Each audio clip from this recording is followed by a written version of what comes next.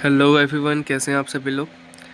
Class 11th की admission यानी कि एचएस की एडमिशन चल रही है थ्रू दर्पण portal in different colleges in Assam. तो 22 ऑफ अप्रैल तक आप सभी ने अप्लाई किया। उसके बाद का जो भी प्रोसेस है, किस तरीके से आपको एडमिशन ऑफर लेटर एक्सेप्ट करना है, अगर आप वेटिंग लिस्ट में हैं तो आगे का प्रोसेस क्या होने वाला है, प्लस किस डेट पे कॉलेज की तरफ से एडमिशन किया जाएगा, एडमिशन ऑफ़र को कंफर्म किया जाएगा या फिर फिजिकल रिपोर्टिंग कब की जाएगी विद द डॉक्यूमेंट्स, ये तमाम चीज़ें हम लोग इस वीडियो में देखने वाले होंगे। तो सबसे पहले आप सभी को दर्पण पोर्टल पे लॉगिन करना होगा एंड आप अपना डिटेल्स दे के इसको सबसे पहले लॉगिन करें। सबसे पहले मैं डॉक्यूमेंट्स बता दूं, ये सभी जो डॉक्यूमेंट्स है ये सब आपको लेके जाना होगा फॉर फिजिकल रिपोर्टिंग। यानी कि आप जब अपना एडमिशन ऑफ़र को एक्सेप्ट करेंगे उसके बाद फिजिकल एडमिशन जब आपका होगा कॉलेज में। हालांकि ये सब प्रोसेस इस वीडियो के नेक्स्ट पार्ट में मैं डिटेल में एक्सप्लेन करने वाला हूँ। फिर भी पहले हम लोग डॉक्यूमेंट्स को देख लेते हैं कि क्या क्या डॉक्यूमेंट्स आप सबको लेके जाना होगा फॉर योर एडमिशन। क्लास 10 का एडमिट कार्ड एंड मार्कशीट लेके जाना होगा। एडमिट कार्ड ओरिजिनल एंड जो भी मार्कशीट रिलीज़ किया गया होगा बाय योर कंसर्न बोर्ड, ठीक है। और ध्यान दीजिए कि ये सब चीज़ें आपको ओरिजिनल में लेके जाना होगा, प्लस फ़ोटोकॉपीज़ भी लेके जाना है। पास सर्टिफिकेट अगर इशू हुआ हो, लेकिन मैक्सिमम कैंडिडेट्स का पास सर्टिफिकेट इशू नहीं हुआ होगा। स्कूल लिविंग या फिर टीसी जिसको बोलते हैं ट्रांसफ़र सर्टिफिकेट, वो चाहिए होगा। पासपोर्ट साइज़ फ़ोटोग्राफ चाहिए होगा। अगर एप्लीकेबल हो तो कास्ट सर्टिफिकेट चाहिए। पीडब्ल्यूडी डिसेबिलिटी अगर एप्लीकेबल हो तो। टीजीएल और एक्स टीजीएल सर्टिफिकेट अगर आप टी गार्डन को बिलोंग करते हैं। आधार कार्ड चाहिए होगा। And next most important cheese, income certificate या फिर राशन कार्ड, ये आप लेके जाइए होगा, क्योंकि फ्री एडमिशन का जो कोटा है उसको अवेल करने के लिए इनकम सर्टिफिकेट या फिर राशन कार्ड मैंडेटरी है।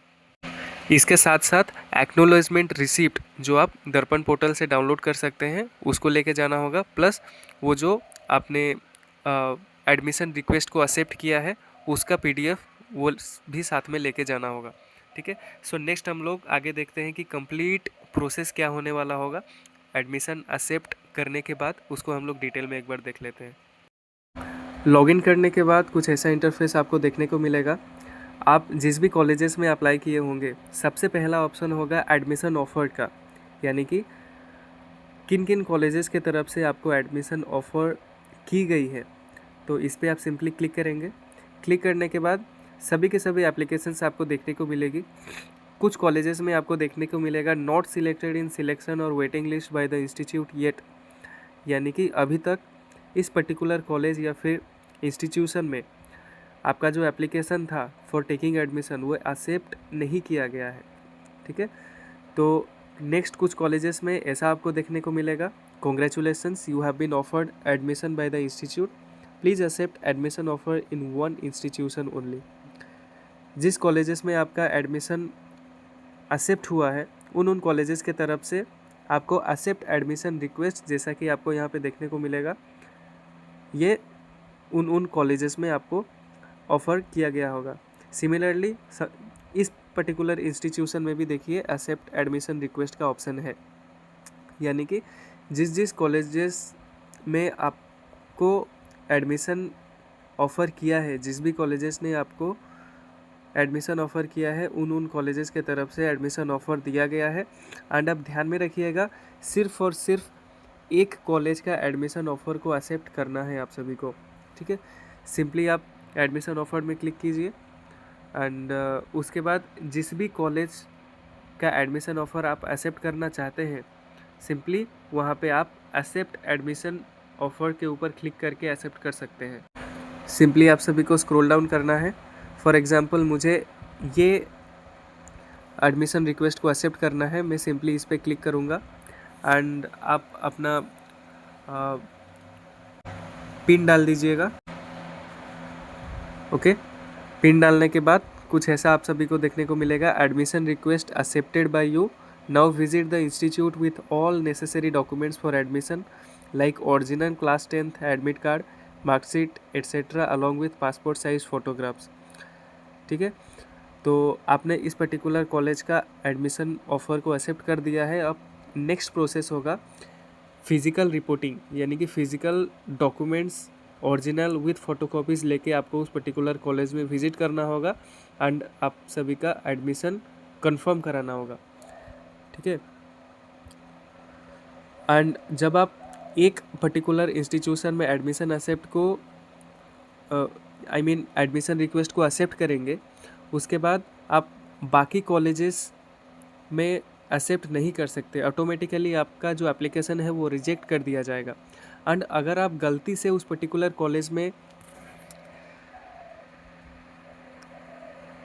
एडमिशन रिक्वेस्ट को एक्सेप्ट कर लिए हैं तो आप क्लियरली विदड्रॉ एडमिशन रिक्वेस्ट के ऊपर क्लिक करके बाकी कॉलेजेस में एडमिशन ऑफ़र को एक्सेप्ट करने के लिए एलिजिबल हो सकते हैं, ठीक है।